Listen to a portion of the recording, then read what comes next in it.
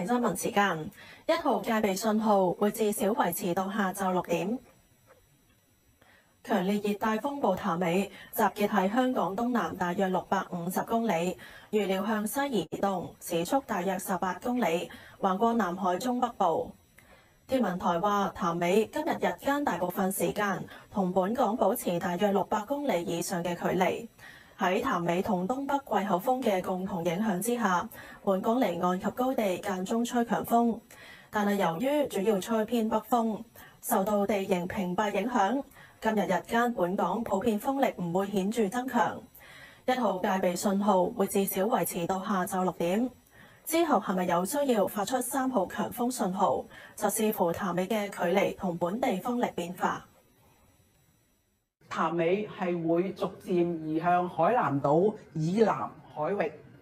本港風力會喺星期日稍後有所減弱，但係隨後譚美嘅移動路徑同埋強度咧就會存在變數，有機會喺下週初喺海南島以南海域徘徊，甚至轉向偏東嘅方向，再次橫過南海中北部。但係預料譚美屆時咧係會有所減弱嘅，